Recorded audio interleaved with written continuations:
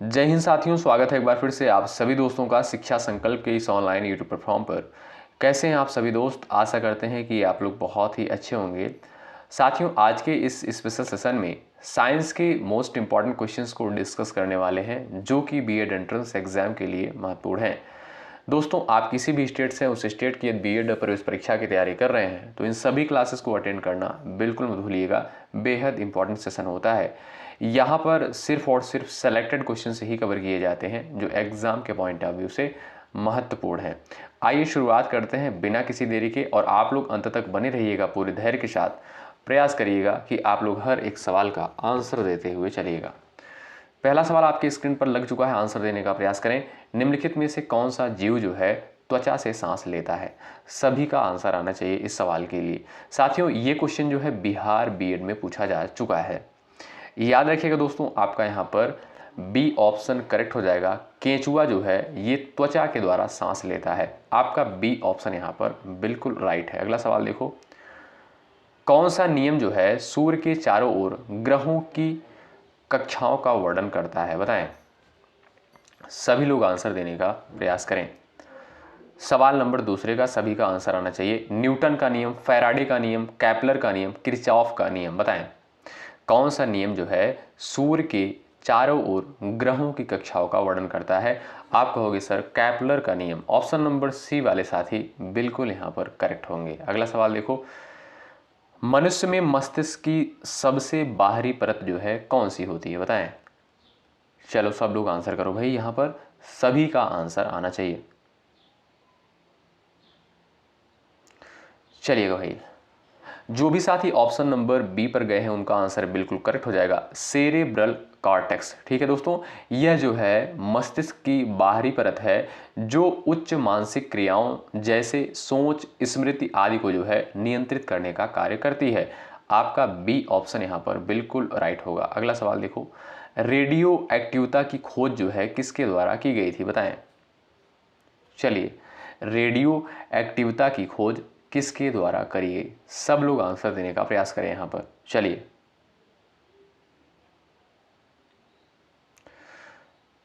जवाब देने का प्रयास करें। जो भी साथी ऑप्शन नंबर बी पर जा रहे हैं उनका आंसर बिल्कुल करेक्ट हो जाएगा। रेडियो एक्टिविता की खोज जो है हेनरी बेकरल के द्वारा करी गई थी। बी ऑप्शन करेक्ट है। स्टार लगाएं, बड़ा इंपॉर्टेंट सवाल है। आइए अगला सवाल देखते हैं। डीएनए किस प्रकार की बायोमॉलिक्यूल श्रेणी में आता है? बताएं। सभी लोग आंसर देने का प्रयास करें। चलिए,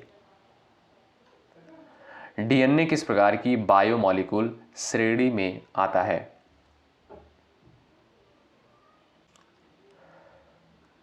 साथियों याद रखिएगा, डीएनए और आरएनए जो है दोनों न्यूक्लिक अम्ल है। क्या? न्यूक्लिक अम्ल है जो आनुवांशिक जानकारी संग्रह करता है। ठीक है, तो आपका यहां पर सी ऑप्शन करेक्ट होगा। अगला सवाल देखो, मानव रक्त का कौन सा समूह जो है सार्वभौमिक दाता होता है? महत्वपूर्ण सवाल है, आंसर दे सभी लोग। और भाई लाइक की संख्या आप लोग बढ़ाते चलें, आपके लिए बेहतरीन कंटेंट दिया जा रहा है। आपका कर्तव्य बनता है सेशन को जरूर लाइक करें, इसमें आपका कोई चार्ज जो है नहीं लगेगा। बताएं, मानव रक्त का कौन सा समूह जो है सार्वभौमिक दाता कहलाता है? आप कहोगे सर ओ निगेटिव जो होता है ये सार्वभौमिक दाता होता है। आपका सी ऑप्शन चला जाएगा, बिल्कुल करेक्ट आंसर। अगला सवाल देखो, सवाल नंबर 7, जल का अधिकतम घनत्व यानी डेंसिटी जो है किस तापमान पर होता है? बताएं। चलिए, जल का जो है अधिकतम घनत्व किस तापमान पर होता है? महत्वपूर्ण सवाल है।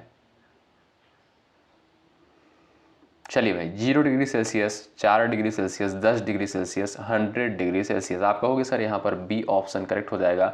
4 डिग्री सेल्सियस पर जो है जल का अधिकतम घनत्व होता है। ऑप्शन नंबर बी आपका यहाँ पर चला जाएगा, बिल्कुल करेक्ट। अगला सवाल देखो, न्यूटन का तीसरा नियम संबंधित है? बताएं। चलिए, न्यूटन का तीसरा नियम जो है क्या कहता है? आप सभी दोस्त आंसर देने का प्रयास कर सकते हो। चलिएगा साथियों, आप सभी को पता है न्यूटन का तीसरा नियम क्या कहता है? हर क्रिया की समान जो है, हर क्रिया की समान और विपरीत प्रतिक्रिया होती है। यानी आपका यहाँ पर बी बिल्कुल करेक्ट हो जाएगा, क्रिया और प्रतिक्रिया। ऑप्शन नंबर बी आपका यहाँ पर बिल्कुल राइट हो जाएगा। अगला सवाल, क्लोरोफिल किस धातु तत्व से युक्त होता है? बताएं। लोहा, कैल्शियम, मैग्नीशियम, तांबा। सभी का आंसर आना चाहिए। चलो भाई फटाफट आंसर करो आप लोग। चलिएगा, क्लोरोफिल किस धातु तत्व से युक्त होता है? आंसर देने का प्रयास करें। साथियों, क्लोरोफिल में जो है आप कह सकते हो, क्लोरोफिल में मैग्नीशियम धातु केंद्रीय रूप में होता है, जो प्रकाश संश्लेषण में महत्वपूर्ण भूमिका निभाता है। ठीक है, तो आपका यहाँ पर दोस्तों सी ऑप्शन बिल्कुल करेक्ट हो जाएगा, मैग्नीशियम। जो भी दोस्त ऑप्शन नंबर सी पर गए हैं वो बिल्कुल राइट। अगला सवाल, कौन सा ग्रह जो है उल्टा घूमता है? बताएं, पूरब से पश्चिम। जवाब दें, मंगल, शुक्र, बुध और शनि। चलिएगा, कौन सा ग्रह जो है उल्टा घूमता है, यानी एंटी क्लॉकवाइज घूमता है? बताएं। चलिए भाई,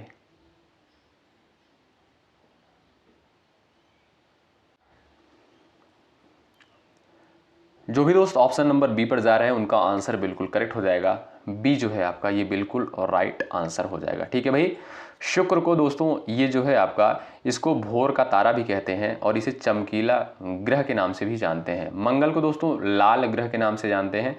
बुध जो है ये आपका सबसे छोटा ग्रह है और शनि जो है सर्वाधिक इसमें जो है वलय पाया जाता है। ठीक है भाई, तो आपका इस सवाल का ऑप्शन नंबर बी करेक्ट हो जाएगा, शुक्र जो है उल्टा घूमता है। अगला सवाल देखो, सवाल नंबर नेक्स्ट, पितरस जो है कहाँ उत्पन्न होता है? बताएं। आंसर करें सभी लोग। चलो भाई, पितरस जो है कहाँ उत्पन्न होता है? यकृत में, अग्नाशय में, आमाशय में, छोटी आंत में। जवाब देने का प्रयास करें। चलिए भाई,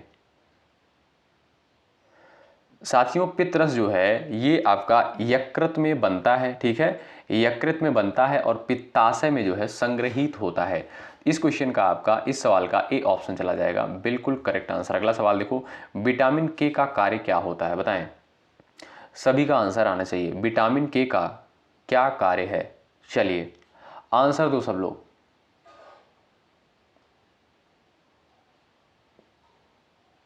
चलिए भाई, प्रयास करिएगा, बड़ा इंपॉर्टेंट सवाल है एग्जाम के पॉइंट ऑफ व्यू से। विटामिन के दोस्तों रक्त के थक्के बनने वाले कारकों के निर्माण में सहायक होता है।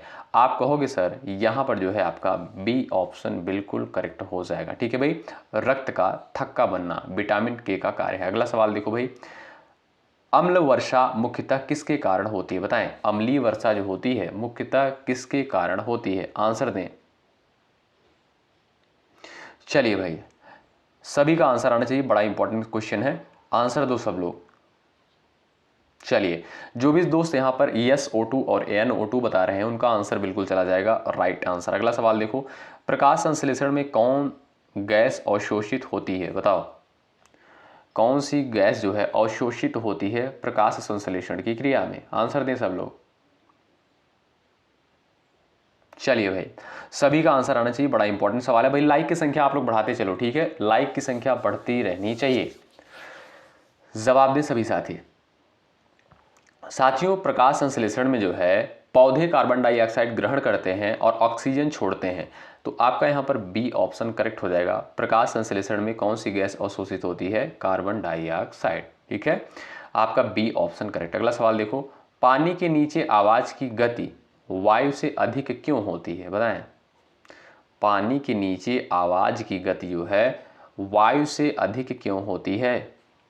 आंसर दे दो सब लोग। चलिए भाई,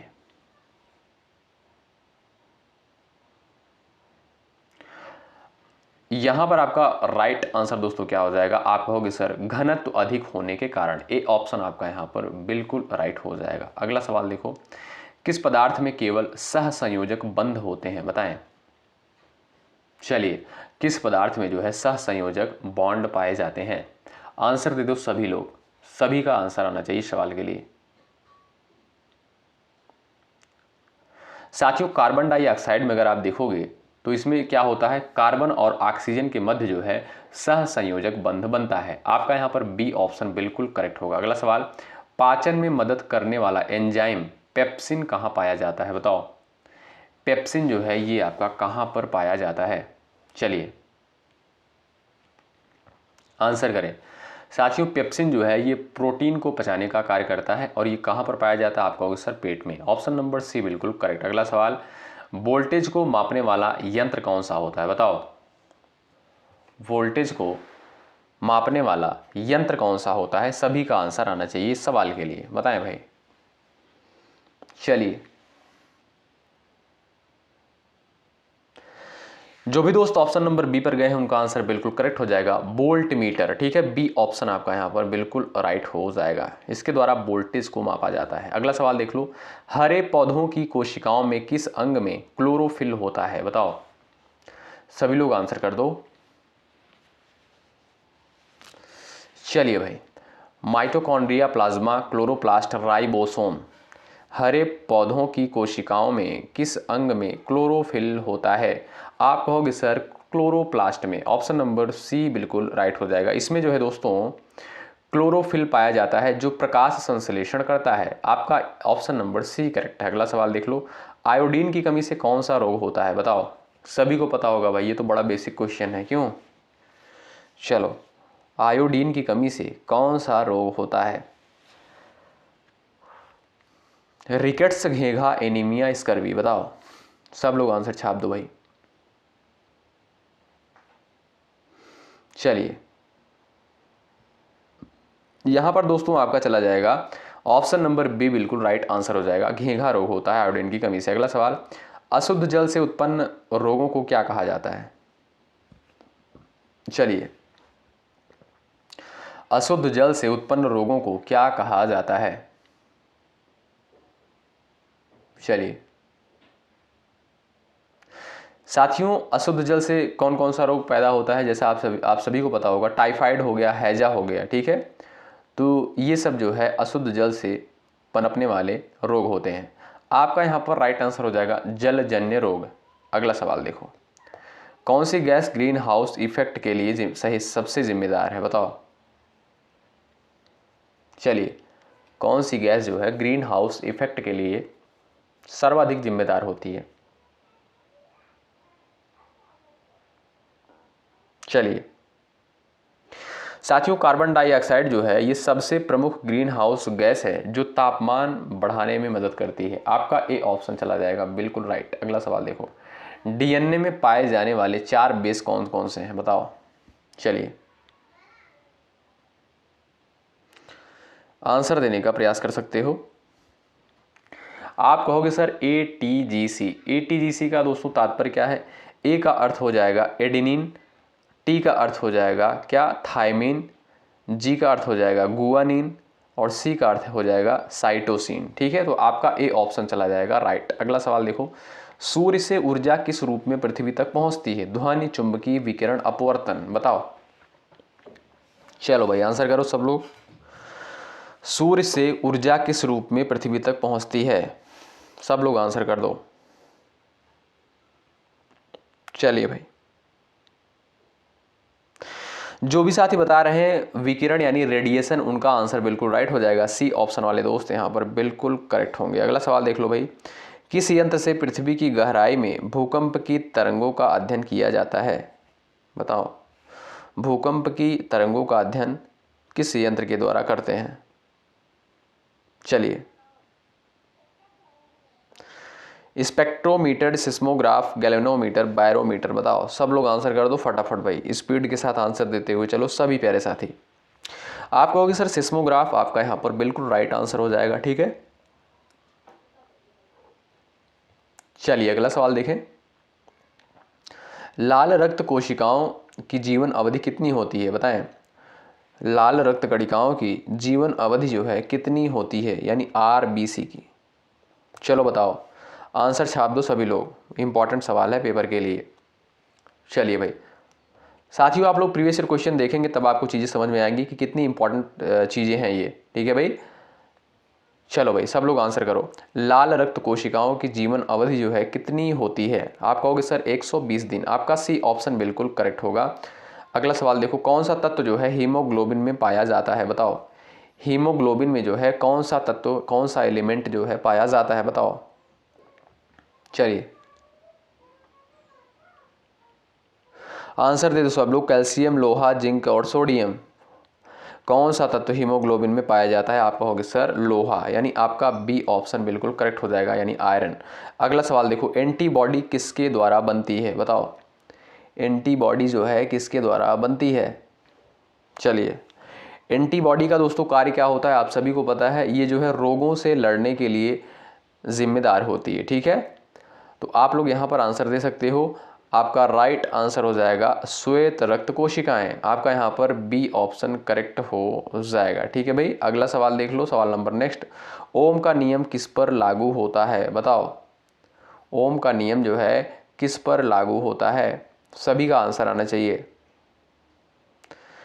चलिए भाई,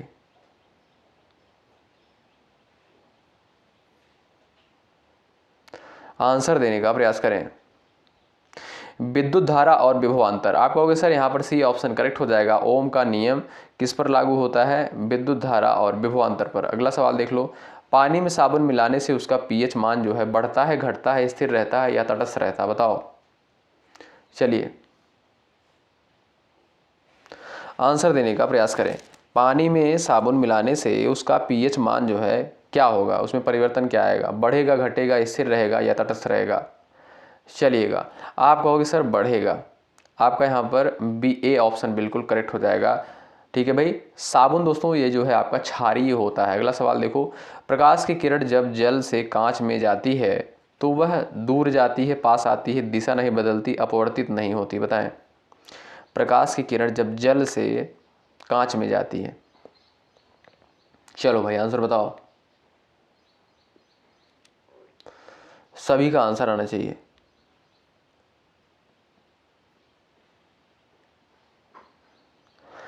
प्रकाश की किरण जब दोस्तों जल से कांच में जाती है तो वह जो है पास आती है। आपका बी ऑप्शन यहाँ पर बिल्कुल राइट हो जाएगा। सवाल नंबर 32 आपके स्क्रीन पर लग चुका है। कोशिका का शक्ति केंद्र किसे कहा जाता है, बताओ सब लोग। कोशिका का शक्ति केंद्र किसे कहा जाता है, सभी का आंसर आना चाहिए। चलिए, राइबोसोम, माइटोकॉन्ड्रिया, नाभिक, कोशिका झिल्ली, सभी का आंसर आना चाहिए। सभी लोग बताओ भाई, कोशिका का शक्ति केंद्र जो है किसे कहा जाता है। आप कहोगे सर माइटोकॉन्ड्रिया को। किसे, माइटोकॉन्ड्रिया को जो है कोशिका का शक्ति केंद्र कहा जाता है। बी ऑप्शन आपका दोस्तों यहाँ पर बिल्कुल राइट हो जाएगा। भाई लाइक की संख्या आप लोग बढ़ाते चलें। अगर आपको कंटेंट बेहतरीन लग रहा है, आप लोग जो है लाइक की संख्या बढ़ाते चलो। आपके पास दो ऑप्शन है, या तो सेशन को डिसलाइक कर दो या तो लाइक ज़रूर करो। ठीक है भाई, दोनों में से एक चूज कर सकते हो। चलिए भाई, अगर चीज़ें नहीं बेहतर लग रही हैं तो आप लोग डिसलाइक भी कर सकते हो, हमें कोई समस्या नहीं है। शुद्ध जल की विशेषता क्या है, बताओ। चलो, शुद्ध जल की विशेषता क्या होती है, बता दो आप लोग। चलिए, आप कहोगे सर शुद्ध जल में जो है आयन नहीं होते हैं, इसलिए यह विद्युत प्रवाह नहीं करता है।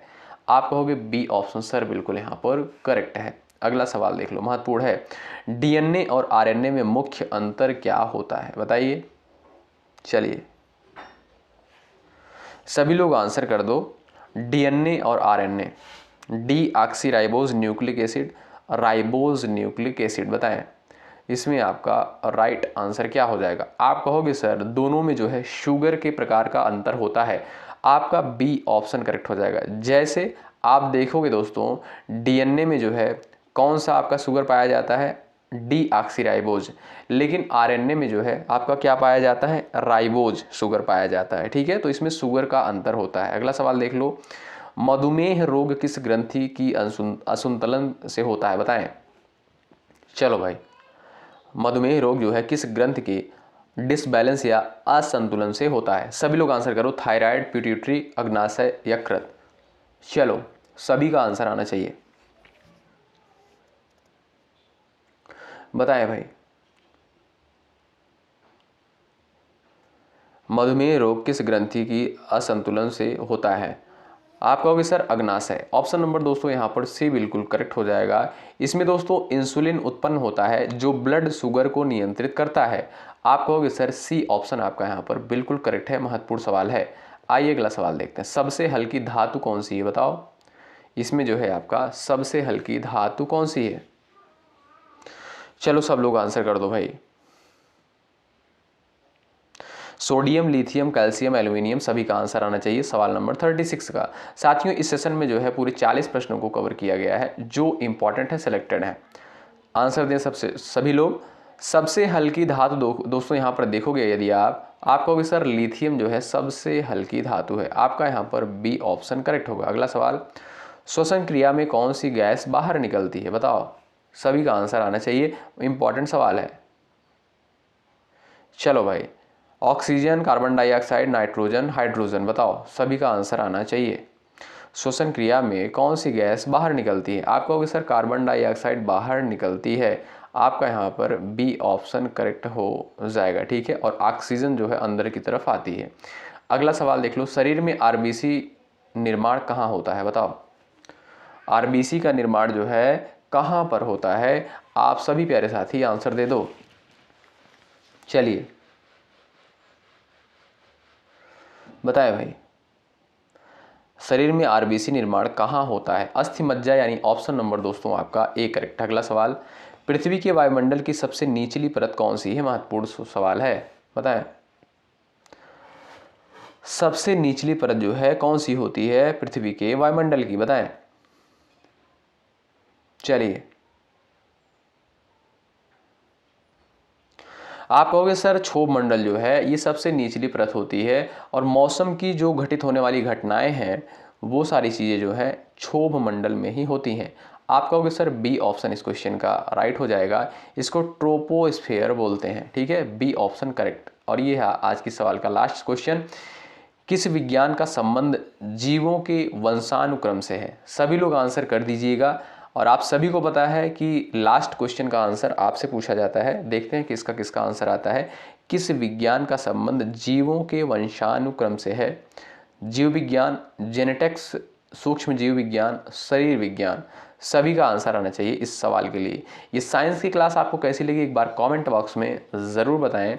जो भी साथी चैनल पर नए हैं, बीएड एंट्रेंस एग्जाम की तैयारी कर रहे हैं, जरूर जुड़ें। और भाई लाइक की संख्या एक बार फिर से आप लोग बढ़ा दो, जो भी साथी जुड़े हुए हो सेशन में, ठीक है, लाइक की संख्या जो है बढ़ाते चलो आप लोग, अगर आपको आगे भी इसी तरीके से क्लास देखनी है तो, ठीक है भाई। और आप सभी को पता है 3 बजे जो है जीके जीएस की स्पेशल क्लास होती है, बिल्कुल करिएगा, छोड़िएगा नहीं, बहुत महत्वपूर्ण होता है, उसमें सिलेक्टेड क्वेश्चंस कवर किए जाते हैं। रात को 8:30 बजे सामान्य हिंदी की क्लास होती है, उसको भी मत आप लोग स्किप करिएगा, महत्वपूर्ण सवाल होते हैं, ठीक है। चलिए भाई, तो आप लोग मेहनत के साथ तैयारी में लगे रहें, मेहनत के साथ पढ़ते रहें। आपसे मिलते हैं नेक्स्ट क्लास में, तब तक के लिए बाय बाय, टेक केयर। आप लोग अपना ख्याल रखें, अपनों का ख्याल रखें। जय हिंद, जय भारत।